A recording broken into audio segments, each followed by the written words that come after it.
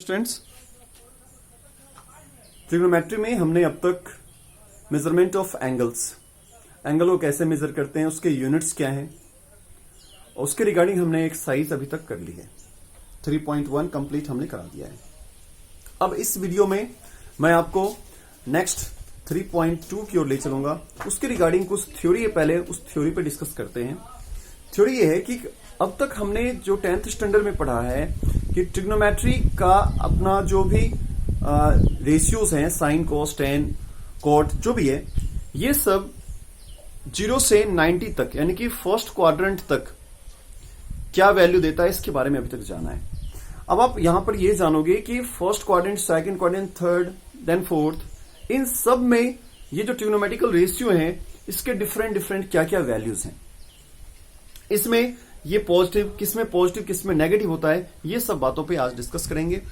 और अभी तक जो हमने 0 से 90 तक सिर्फ सीखा था, अब 90 से आगे की ओर देखेंगे कि कैसे साइन 120, साइन 150, साइन 180, साइन 270, इन सब का वैल्यू कैसे फाइंड करते हैं। बिल्कुल इजी स्टेप्स हैं, आप अच्छे तरीके से इसको पढ़ो, बिल्कुल समझ में आएगा। देखते हैं, स्टार्ट करते हैं। चैप्टर 3 ट्रिग्नोमेट्री, जिसमें आपको क्या करना है आज, तो एंगल्स के रिगार्डिंग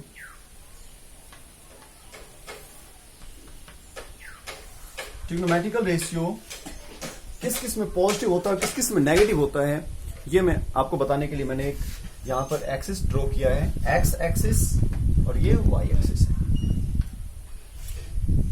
इसमें देखना है फर्स्ट क्वाड्रेंट में all are positive.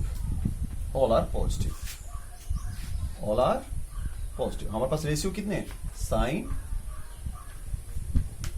Sine cos ten, अब इसका उल्टा, ये कोसेक, ये सेकंड और ये फोर्थ, ये 3 है, बाकी 3 इसके रिवर्स हैं, आपको पता है ये बात। तो टोटल कुल मिलाकर कितने हैं, 6 हैं।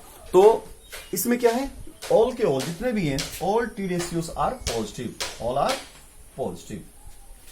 अगर मैं सेकंड क्वाड्रेंट की बात करूं, तो सेकंड क्वाड्रेंट में सिर्फ और सिर्फ साइन और उसका जो इनवर्स है, साइन का जो यहां पर कोसेकेंट होगा, ये दोनों ही पॉजिटिव होगा।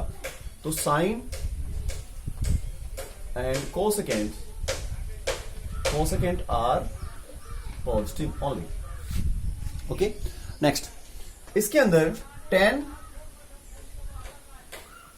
एंड कॉट आर पॉजिटिव, और इसके अंदर cos and second are positive. ठीक है, कुछ बातें आपको ध्यान रखनी है। ट्रिग्नोमेट्री के अंदर कोई भी ट्रिग्नोमेट्रिकल रेशियो का फर्स्ट लेटर आप कैपिटल नहीं लिखोगे।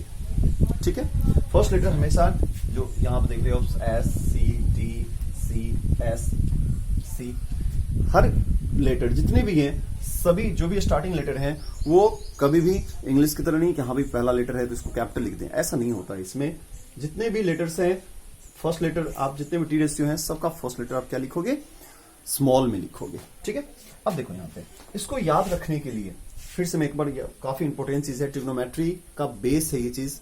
अगर ये चीज नहीं आया तो फिर आगे आपको दिक्कत होगी ट्रिग्नोमेट्री में एंगल फाइंड करने में। तो देखो मैंने क्या बताया कि एक्सिस के अंदर 4 पार्ट होते हैं, 4 क्वाड्रेंट होते हैं, first quadrant, second quadrant, third quadrant and fourth one. ये 4 क्वाड्रेंट है। इन चारों क्वाड्रेंट के अंदर आपको ये बताना है कि किस क्वाड्रेंट में कौन कौन सा ट्रिग्नोमेट्रिकल रेशियो पॉजिटिव होता है या नेगेटिव होता है। दो ही साइन होंगे, पॉजिटिव या नेगेटिव यहां पर। तो फर्स्ट क्वाड्रेंट के अंदर कोई भी टी रेशियो ऐसा नहीं है जो नेगेटिव होता है, यानी कि all are positive. Second quadrant के अंदर साइन और इसका रिवर्स, साइन और कोसेकेंट ही सिर्फ पॉजिटिव होगा। थर्ड क्वाड्रेंट के अंदर टेन और कोट ही पॉजिटिव होगा, और फोर्थ के अंदर कोस और सेक ही पॉजिटिव होगा। ठीक है, यहां तक आ गया। इसको सीखने के लिए, याद रखने के लिए एक स्लोगन मैं बता दूं आपको, after school school to college.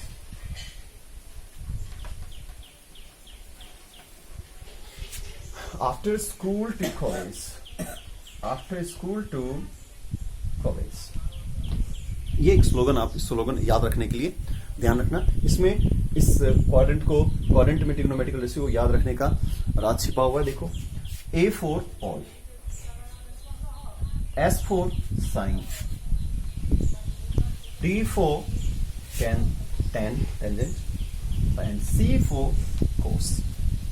ठीक है, तो इसके जो फर्स्ट लेटर्स हैं जो भी आप देख रहे हो, वो फर्स्ट लेटर ट्रिग्नोमेट्रिकल रेशियो को यहां पर डिफाइन कर रहे हैं, ठीक है, इंडिकेट कर रहे हैं। तो उसको आप एक स्लोगन से आप इसको याद भी रख सकते हो। दूसरा स्लोगन भी है, add sugar to coffee. Add sugar to coffee, इस स्लोगन से भी आप याद रख सकते हो। A for all, S for sine and T for tangent and C for cos। तो चाहे आप ये याद रख लो, कोई भी दोनों में से कोई भी एक याद रख लो, आपको ये चीज याद रहेगा हमेशा। ठीक है, तो चलो ठीक है, अब तक सभी को याद हो गया होगा। तो मैं एक बार फिर से रिमाइंड करा दूं, फर्स्ट क्वाड्रेंट में सभी पॉजिटिव, सेकंड क्वाड्रेंट में साइन और कोसेकेंड पॉजिटिव, थर्ड क्वाड्रेंट में टेन और कॉट पॉजिटिव, और फोर्थ क्वाड्रेंट में सेक एंड कोस पॉजिटिव होता है। बाकी जो बचे हुए हैं रिमेनिंग, जैसे सेकंड क्वाड्रेंट में अगर साइन और कोसेकेंड अगर पॉजिटिव है तो बाकी जो बचा हुआ है वो नेगेटिव होगा। थर्ड क्वाड्रेंट के अंदर टेन और कॉट अगर पॉजिटिव है तो बाकी जो बचा हुआ है वो नेगेटिव होगा। फोर्थ क्वाड्रेंट के अंदर कोस और सेक पॉजिटिव है तो बाकी जो बचा हुआ है सब नेगेटिव होगा। राइट, चलो अब आगे देखते हैं। नेक्स्ट, अब आगे सीखते हैं। ये हमारे पास क्वाड्रेंट के अंदर एक्स एक्सिस और वाई एक्सिस के अंदर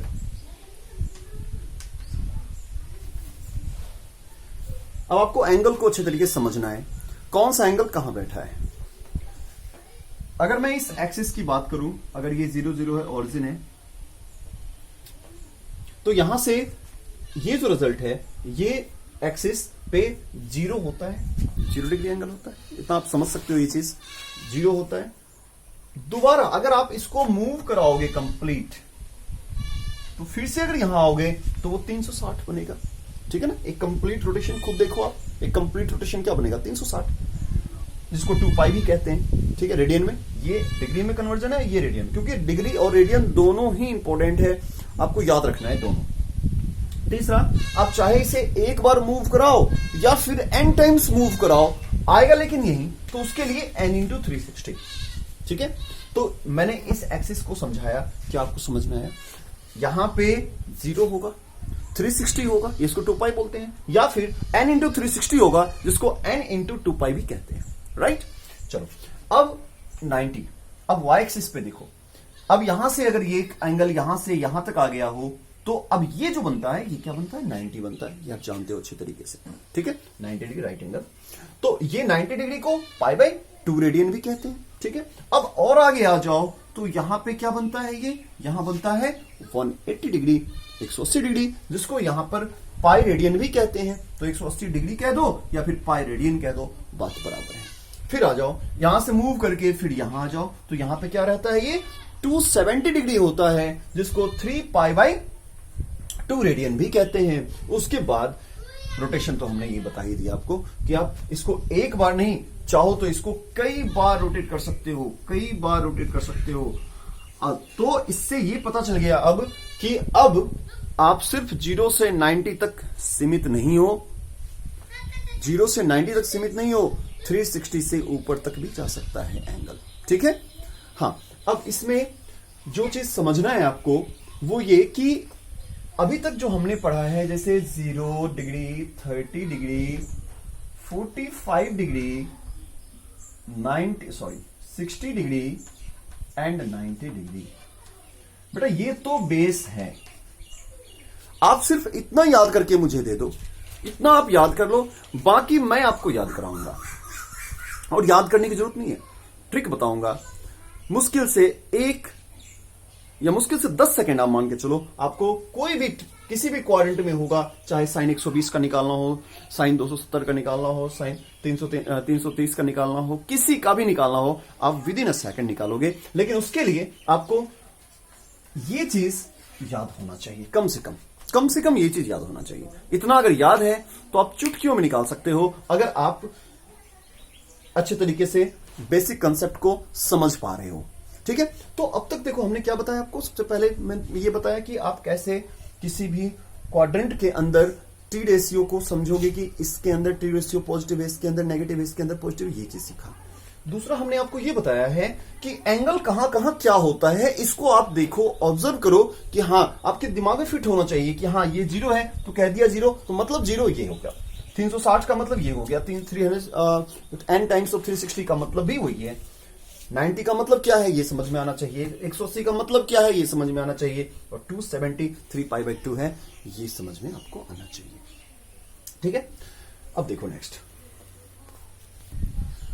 अब नेक्स्ट कंसेप्ट सीखते हैं।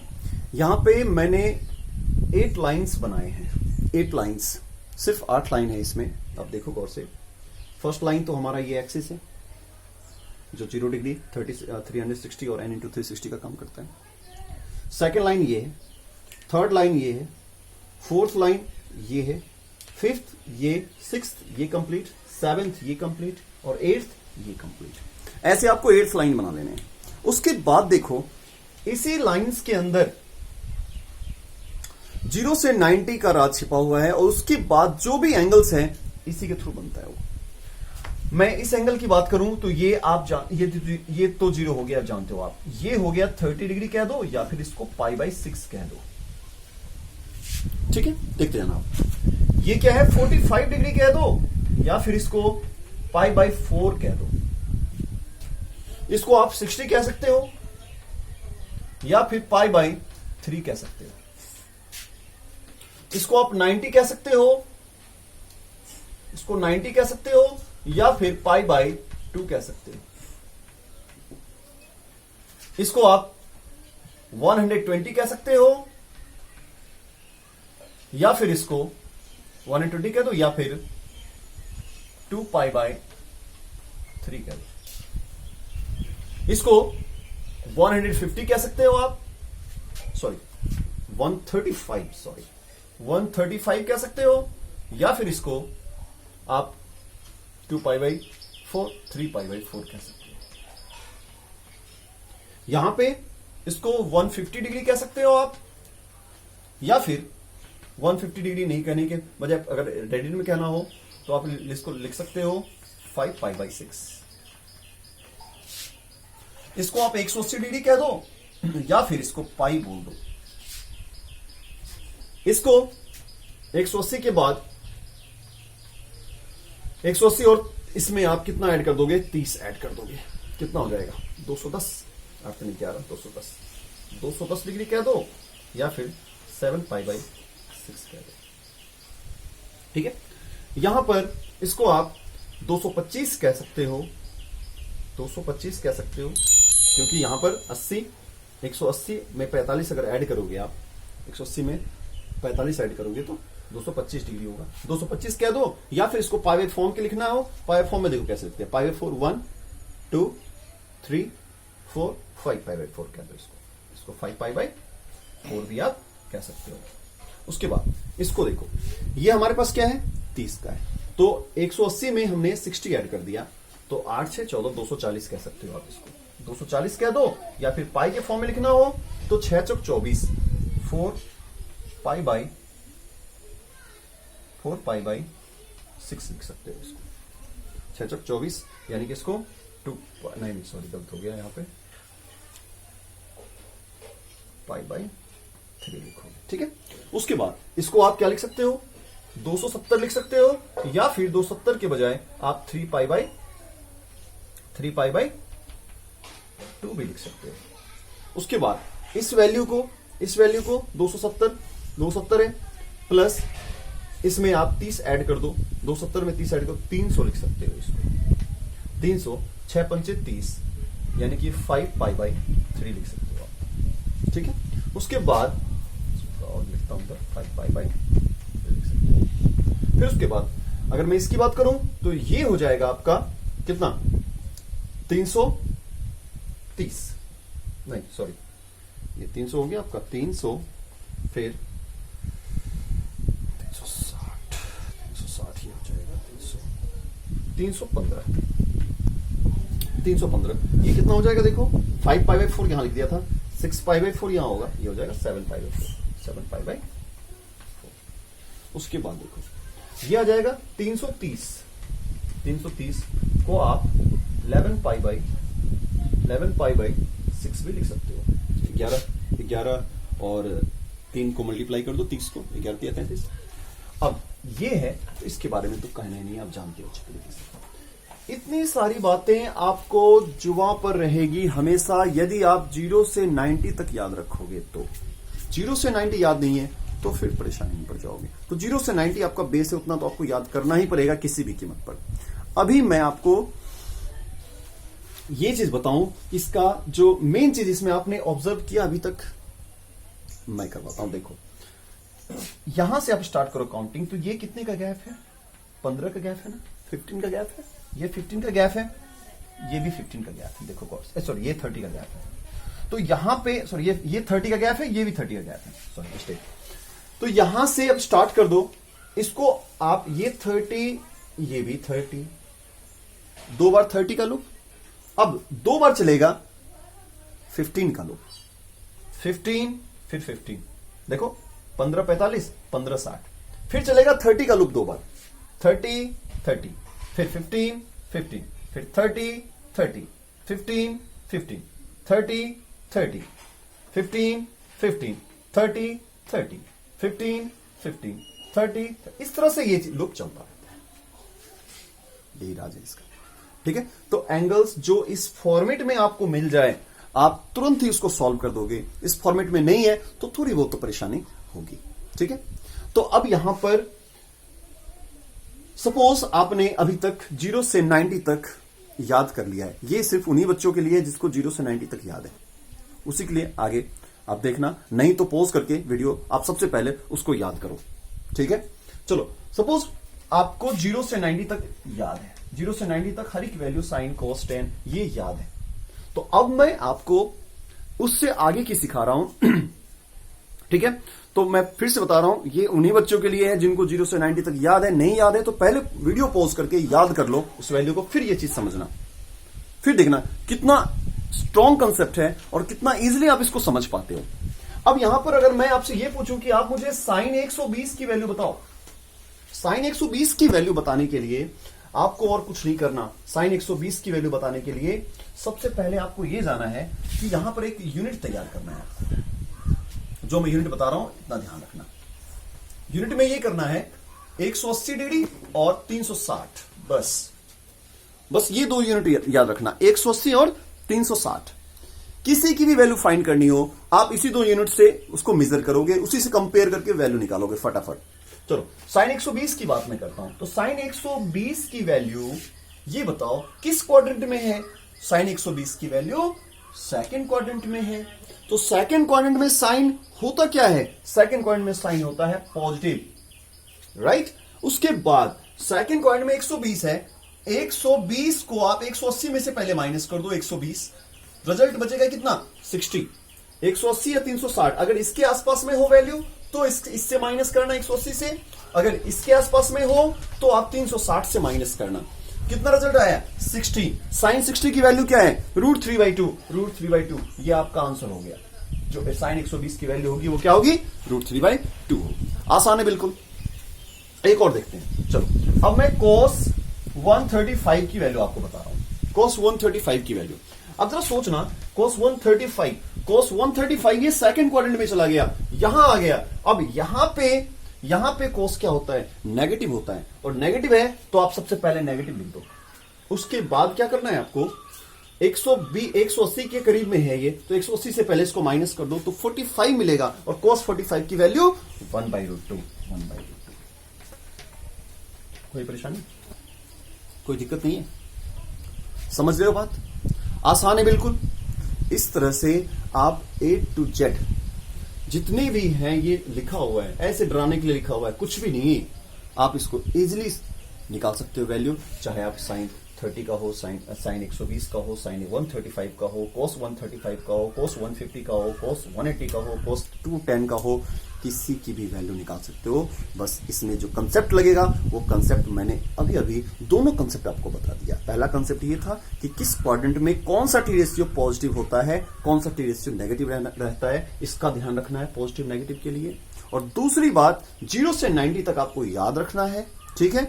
और एक जो यूनिट हमने बताया है कि आपको हमेशा 180 डिग्री और 360 से ही वैल्यू को कंपेयर करना है। अगर इसके नजदीक है, इसके नजदीक है, इस दोनों क्वाड्रेंट में हो यदि, तो इससे कंपेयर करोगे।